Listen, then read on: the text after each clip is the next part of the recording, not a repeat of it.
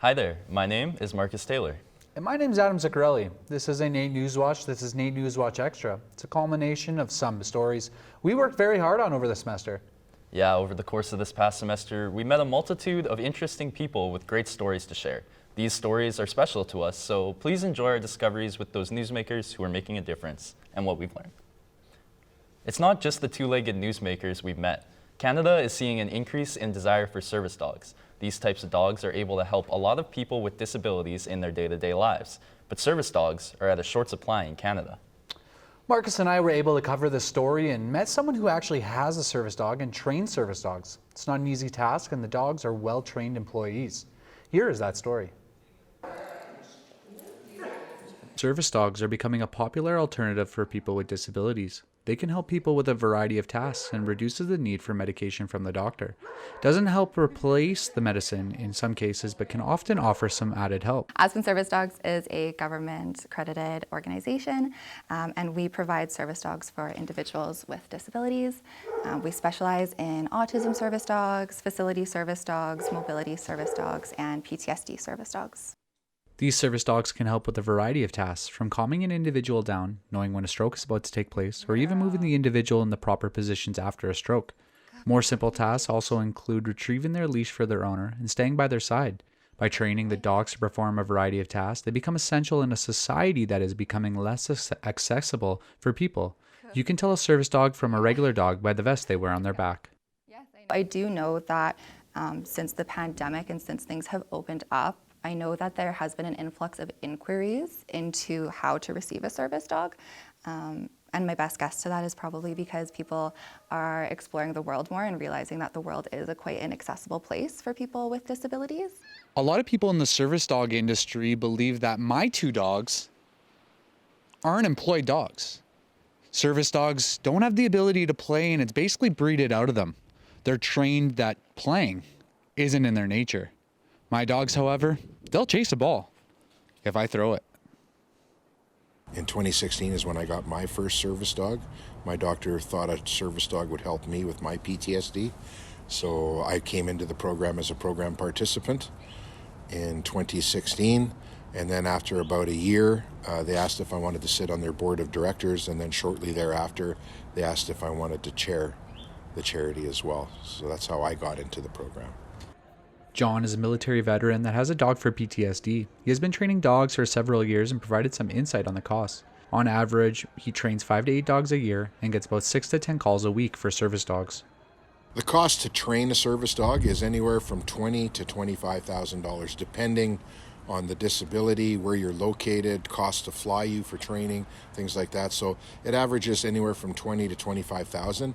Now, depending on the type of disability you have, that number could go up quite substantially if you're looking for something like seizure response dog versus a seizure detection dog. So a seizure detection dog is a lot harder to train. It's a little more selective in picking the breed, and not all dogs can detect. So it's critical you find the right dog. So when you start getting into dogs like that, you're probably approaching the $30,000 to even $50,000 range. WCB is the only organization that provides money for service dogs. John believes that isn't enough, and when there isn't enough money supporting, there are less dogs out there. The funding, there's no funding out there for it. So you have this increase in demand with a lack of funding to support it. Adam Zaccarelli, NAIT NewsWatch Extra. If your week's been a little rough, sitting in a room full of puppies could possibly cheer you up.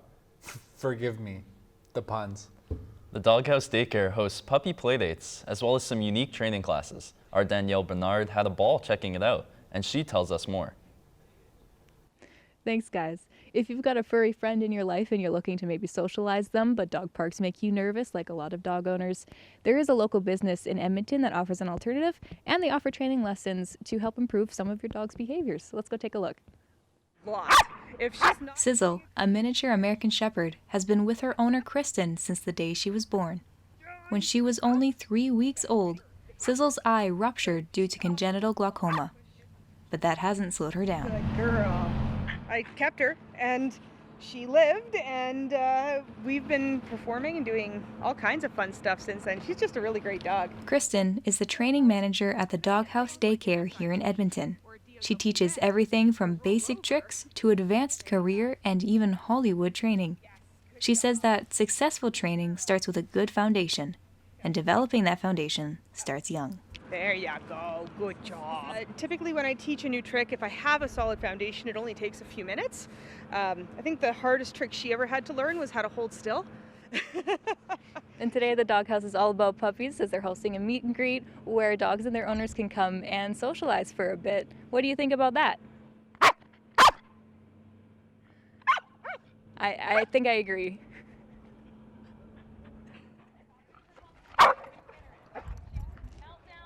To dog lovers, the sight in the doghouse's backyard is a dream come true. Roly-poly puppies are everywhere, excited to play with their new friends. But they're here for more than just a playdate. She really likes it. Sometimes the barking scares her, but she does pretty well. Socialization like this can help dogs with their behavior and comfort around others, without the same concerns that some owners have about dog parks. There are some big dogs that have run over her a little bit, so it's nice here that they're all puppies, so it's a little safer for her for now. It's absolutely important for puppy development to learn how to interact appropriately with other dogs. It doesn't always involve interactive play. Sometimes it's just learning how to be around other dogs. And knowing how to be is really important. And so that's something that we really look to develop here. Kristen says that there are two main things to start off with when training your puppy. The first is to use a lure, most often your dog's favorite tasty treat. And then you can use that lure to lead them through a trick nose first. All kinds of stuff. Yes, good job. The second is to reward what you like. As soon as your puppy does the thing that you want them to do, give them the reward to reinforce that behavior. Then she's like, oh, yes, I can try that again, and I'm going to get rewarded for it. Kristen has many different dog training classes coming up this spring. The doghouse will also be hosting the puppy meet and greets twice a week, and they offer daycare and boarding services. More details on the classes and services are available on their website. I'm Danielle Bernard for NAIT NewsWatch Extra. Attaining peace during a never-ending nightmare of a war has always been a challenging state to attain. PTSD is a very common state for individuals correlated to the war experience. That's right. PTSD has affected many, and it can be a traumatizing experience. Our Andrea Sokolowski has more on that story. Thanks, guys. As Russian forces bombard communities across Ukraine, the nation's once vibrant community is becoming scorched and scarred, setting in decades of psychological trauma. LST 607, this is Cameron Control. Request that you retract from Despair, disgust, anguish. These are all emotions that many Ukrainians face as the never-ending war continues. The unprovoked attack by Russian President Vladimir Putin has lasting psychological wounds on many, including Ivan, a 30-year-old Ukrainian living in Canada that has suffered greatly the effects of PTSD from the war. Yeah, I just felt like, not finding joy in life, going out, seeing my friends used to be exciting, going to play sports or going for the movies, but right now I can't seem like I can enjoy those things that I normally do because I know that, my family and a lot of other millions of people are, they're worried about not getting bombed that night. Thanks to social media, Ivan is able to stay in touch with family back in Ukraine. However, unfortunately, witnessing videos and pictures from the war makes Ivan feel worried for his family back home. Right now I can open the window here and listen to birds chirping, and back home you just hear shelling. Abundant research shows that PTSD affects between a third to one-half of adult refugees fleeing war. Research says that specifically war trauma takes up to 3 years to recover unless the individual has a good support system. Not everyone will develop PTSD. However, human tolerance for traumatic experiences is not high. Elements such as past experiences, genetic pool, and the environment someone grew up in all play a role on who is likely to get affected the most. I think definitely one thing that has worked for PTSD based on research is cognitive behavioral therapy, so CBT. This can involve things like mindfulness, deep breathing, muscle relaxation, and expressive writing as well. So journaling can be a really good way of coping with PTSD. And good news for people like Ivan. People that do recover from PTSD become stronger than before psychologically. But for now, Ivan can only express optimism about the future till then. A special shout out to military, all my family and cousins fighting, as well as all the volunteers in Ukraine and around. I would love for there to be peace soon so we can stop the shelling and innocent people dying. Slava Ukraini and Heroям Slava. As the war continues to progress, the only thing Ukrainians can do right now is to continue to take it day by day, and to know that one day it will get better. Andrea Sokolowski, NAIT NewsWatch Extra. So, Marcus, when you go to a restaurant, what's the first thing you think of? Usually I'm thinking about what to eat. Just the food? Yep. What if you had to consider about if the restaurant could accommodate you? Well, that would probably make it a little bit harder for me to pick, and a lot of people don't really think twice about going out to eat, attending events, or even going for a stroll down the street. But for the disabled community, there's a lot more to it. Our Edmontons has the story. For many, accessibility is an afterthought, but for Brad Barco, it's a necessity. If there is an emergency, obviously you call the fire department, you stay put, and they'll come get you. In a wheelchair with cerebral palsy, at 28 years old, Brad is on a mission. It's time the city, the community, and ultimately the world see those with disabilities as part of society. People with disabilities are some of the brightest, talented, unique people on the planet.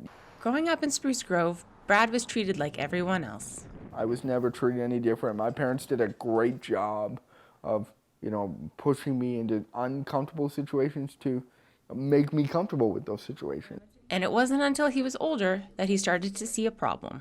There's a big gap between accessibility and between the able-bodied community and the disabled community, and it's time to raise more education, raise more awareness. Brad's initiative is to ensure the inclusion of the disabled community. All your life, you're always told that you can't do that. You can't do this, you can't do that. People putting limitations on you. Let's take those shackles off and show people that. Show them your ability, not your disability. It's part of you, it's not who you are. Disability Accessible by Design takes on establishments in terms of their accessibility or lack thereof for people with emotional, mental, or physical impediments. Brad's main focus right now is the hospitality industry, restaurants and bars, like this one here. The goal is to train staff on how to engage with those with a disability, as well as make sure that these places are as accessible for them as possible. Small things like having subtitles on TVs, closed captions, stuff like that, that I'm like, oh, I wouldn't have even thought of that. Just knowing to be more on the lookout for things that make it not accessible for people.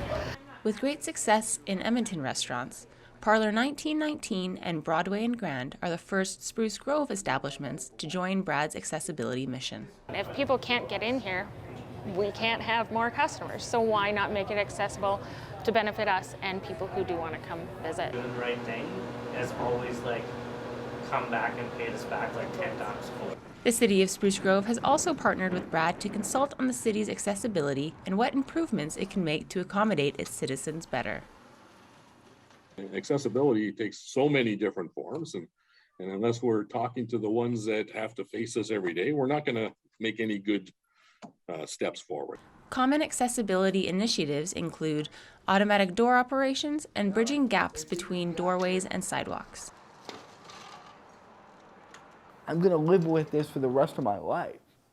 So why not make life the best possible it can be for me and for other people now and other generations coming up. For NAIT NewsWatch Extra, I'm AJ Muncie.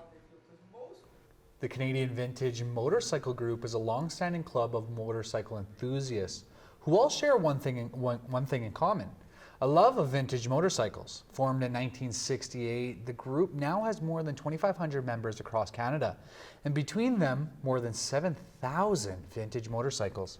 Our Corey Taylor sat down with the Edmonton chapter's president and a few of its members to talk to them about why vintage motorcycles get their motors running. Thanks, guys. Weather's changing right now. Motorcycles are back on the streets. If you're looking at starting your own motorcycle habit, you might want to look into vintage motorcycles. They are a good alternative to the newer models. They can be a little cheaper and a little easier to maintain. I talked to the members of the Vintage Motorcycle Club of Edmonton to find out more about that. And that was my descent into motorcycle madness. For members of the Canadian Vintage Motorcycle Group, there are a lot of upsides to owning a vintage bike, from its history to being able to fix it themselves. The history has been very important. It's always good to know where you're coming from because sometimes that will determine where you're going. Just the tinkering aspect, I think, is what a lot of people like too. And the game where you have to try to find the parts that you need to put it back together correctly. Finding the correct part can be especially hard with more modern bikes, especially since they have all the sophisticated electronics. Well, there's an awful lot of more black boxes on them now that you don't really know what they do and you can't really test them because you don't have that $50,000 black box tester. By doing their own repairs, these vintage bike owners can connect to the past while also saving money by not going to modern repair shops. Is it something you can put your hands on? And if you go back far enough, it's almost like a Model T where you need baling wire and a flat blade screwdriver and maybe a crescent wrench, and you can become proficient. The appeal goes beyond just being able to tinker on old motorcycles. There's a great community of bikers who all share in the passion for these vintage bikes.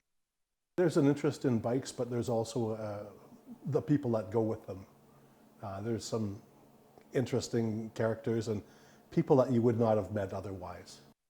The club runs multiple events every year, from small group rides to giant rallies. I learned so much from other members that have been doing it for much longer. So there's the camaraderie, there's the participating in rides and group functions and our shows that we have throughout the year, but just getting together with like-minded gearheads that like motorcycles.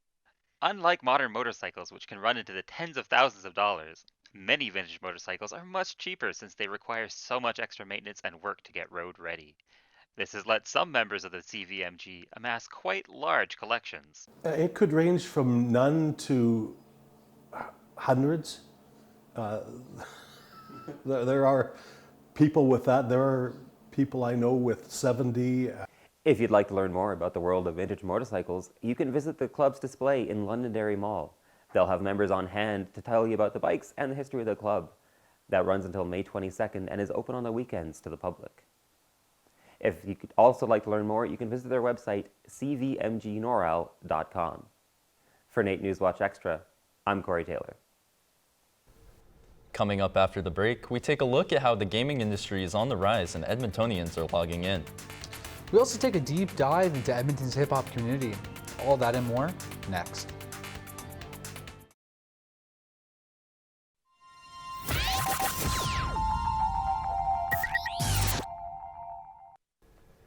Welcome back. Learning to ride a bike is an important part of childhood, yet some children with disabilities never had the opportunity to experience it.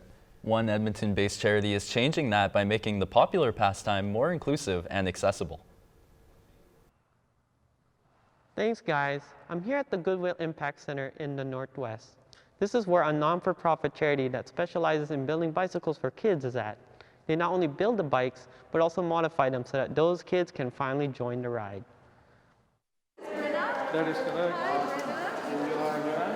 This is Fitting Day, a day when families and their kids can come in and try out some bikes. They are provided, organized, and modified by You Can Ride Too. It is a non-profit organization that offers kids with disabilities the chance to find joy and freedom through biking by eliminating its physical barriers. The charity has been around since 2003 and continues to grow and help kids to be active on the pedals. Goodwill has given a space for the charity to operate through a partnership.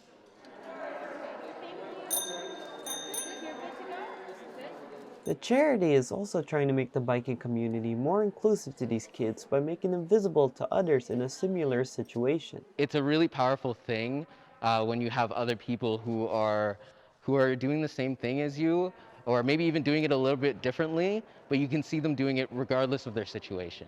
It really breaks down mental barriers, and then it allows you to do whatever the thing is that you really wanted to do. The charity is causing a significant impact on the lives of families getting their bikes today, not just physically, but also financially. This kind of program is a really big help, like for all the families, not only for those kids who are, or for families who can afford, but like us, doesn't have like any time like to build a bike for a special need kid. So this kind of charity is a really big help for all the kids who have a special need. The charity mostly gets its support from volunteers. Some are therapists and some are mechanics. They're the ones that modify the bikes to fit each child's needs. Josh explains that volunteers are essential and that they need more. We're always looking for volunteers, specifically mechanics and therapists. Otherwise, donations, sponsorships, getting the word out. We're a growing organization, so the more people know about us, the better. And also, we're trying to really create a community of adaptive cycling. Volunteers are not only important to the charity, but also to the people that they directly support. And all the volunteers that are coming here to help and support all the kids who have a special need, like my son. And I'm really, really thankful and very touched with all the support that we have. The charity so far has helped hundreds of families over the years. With loads of bikes, parts, and different modifications, these are just one of the many main things that this charity does for every child, regardless of their disability or their family's wealth. This is the charity's last fitting event for this season. Kids that have loan bikes can return them in September for maintenance. Families can get their chance to register on January 1st, 2023 for a bike. Marco Balmes, NAIT NewsWatch Extra. Books have been around for as long as anyone can remember. But when was the last time you've read for pleasure? The consumption of this media has evolved from more than just flipping pages of a book. Yeah, screens, e-readers, and more have shook up the book scene, yet one local store in Edmonton has been operating past these challenges and is keeping the history alive for more than 50 years. Our Jack Fong has more. Thanks, guys. I'm outside here at the We Book Inn right now, and unfortunately, I fall into that category of not really reading books for pleasure. But there's a reason why this store has been serving customers for so long here out on White Ave, and I'm here to find out why.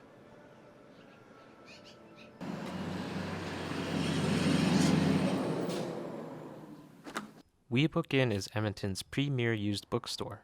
Starting in 1971 as a small 2-meter building, it has since grown, and with its 2 floors and loyal customers, it's not so we anymore. But it's also the connection that Carrie and Heather bring to those who come by.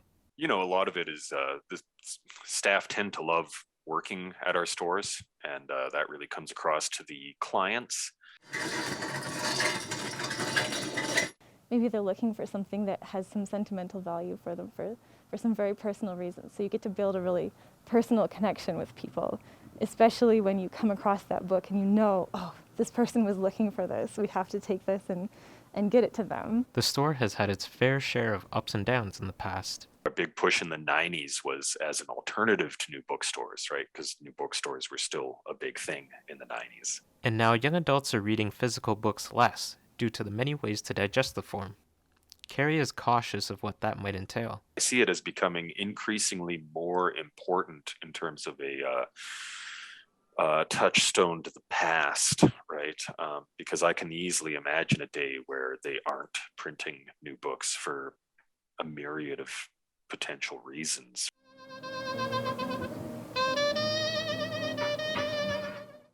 Books have evolved from e-readers to online text, but used books have always been a thing.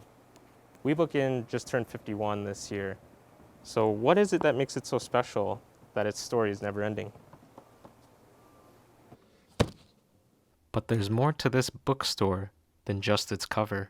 I think that this particular bookstore couldn't be recreated anywhere else. We're in such a neat location. This like Gateway Boulevard and White Avenue is a thriving area of the city. It attracts a really interesting demographic, a really diverse demographic. Tradition plays a part as well, as many acts have passed here, yet the setting and characters has largely stayed the same. Take Fleur, for example, who's considered to be Wee Book Inn's mascot, as Himalayan cats have always been a part of the store's identity since its inception. The tradition actually goes back to when bookstores needed cats to protect them from rodents, but mostly from moths. But there's always the physical connection to books themselves that keeps people coming back. We do crave that old world tactile experience, you know, the smell, the feel, all the common tropes that people tweet about and such, right? But those are real things and they matter to a lot of people. There's an aesthetic value to something like a record, an LP, or a book that you just don't get from scrolling through a Kindle. However, as more things change for the book scene, the more they also stay the same. And for Wee Book Inn, they have endless chapters ahead. Jack Vong, NAIT NewsWatch Extra. Edmonton's music scene does not have many mainstream success stories. Now that there are more artists and producers emerging every day. Yeah, it turns out Edmonton actually has lots of hidden talent. I took a look at some of the underground hip-hop talent in our city and explored why they think they aren't reaching mainstream success while coming from Edmonton.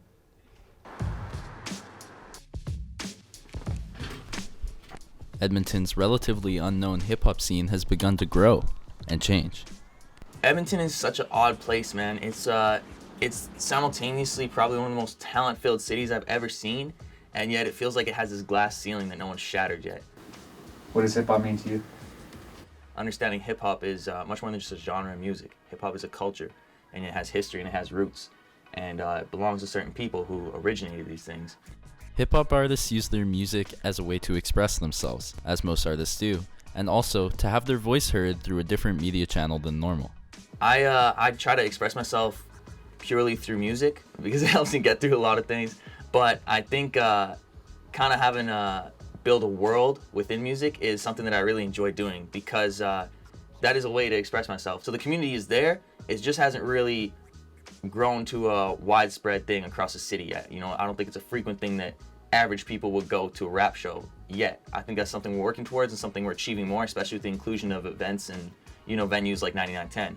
This is the Common, downtown Edmonton, and beside it is 9910, a local music venue where Edmonton hip-hop artists can go and perform shows to express themselves to their family and their friends.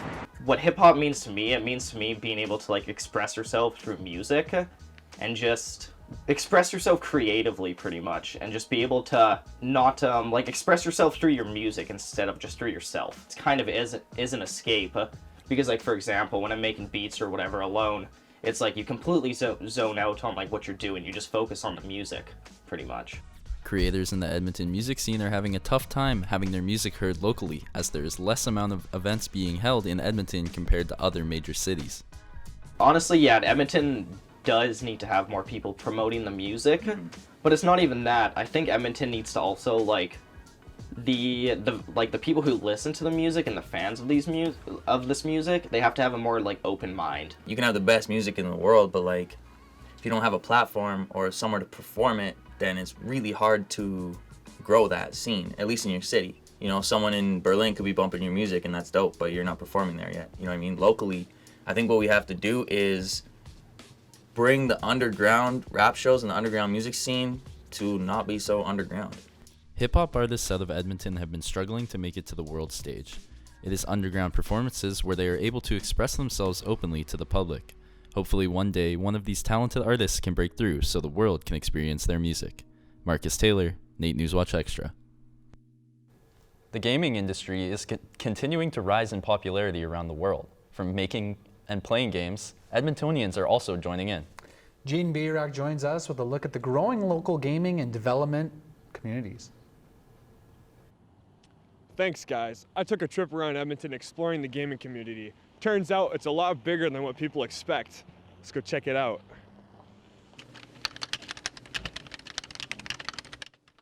This is Chris Cook. For most people, thinking of game and game development brings up images of mainly video games, Chris, however, is taking his skills from working with digital mediums to working with the physical one. He's making a board game. It's called Unscrewed, and it's a chaotic cartoon-themed battle royale board game. It's for 3 to 5 players, and it's all about kind of, you play as these misfit cartoon characters. Chris says the inspiration behind the chaotic nature of Unscrewed came from cartoons that he would watch as a kid, but the designing process isn't all fun and games. It often requires a whole lot of trial and error. At first, the idea started as just like this visual more than anything. It wasn't really an idea for a game, it was an idea for a visual. It used to be called Meat Grinder, and it was still cartoon themed loosely, and it was basically this big dodecahedron shaped board, and there was these tracks that pointed down to the middle, and then characters were like jumping around on the platforms trying not to fall in. Chris also mentions that while even the simplest video games can capture people's attention just by being flashing lights on a screen, board games seem to have a much steeper hill to climb. Finding something that is fun for somebody to do is an important aspect of designing either one, right? Like if you just make a game where somebody mashes a button and nothing happens, that's not going to be very fun. From board games to video games, Edmonton's gaming community has grown a lot in the past couple of years, especially when encouraged to play games with both friends and family. People come together in places where they just like to have fun.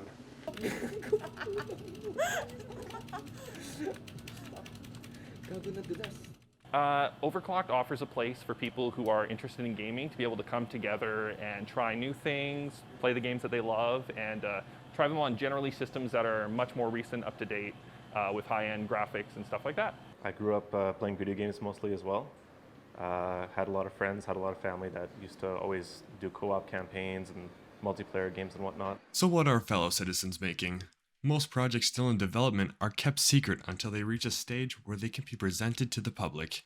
Vanessa Capito is the president of a group called Game Camp, where local developers can share their ideas and problem solve together. And I like that it's a creative field where you're always challenged and you're always learning, and that you work with other crazy talented people. In any type of project, problems could be overlooked. This is why games in progress are always tested by random people, so the developers can get a new perspective of their game. Something that Chris has been doing for the past few months. The steps become more clear, right? It's like, okay, well, in playtesting, I'm seeing what the problems are, and I'm just going to start hitting those one by one and kind of raising the lowest points of the game as I go until I'm ready to abandon it. Though he has no specific date when his game will release, Chris plans on continuing to work as hard as he can, awaiting funding so he can release his game for those looking for something to play. For NewsWatch Extra, I'm Jaden Bayrak. That's it for our final show. Thank you so much for watching and keeping up with us throughout the semester as we grew and learned. NAIT NewsWatch will be back in September with fresh faces and exciting students ready to keep up-to-date news stories. Have a good night.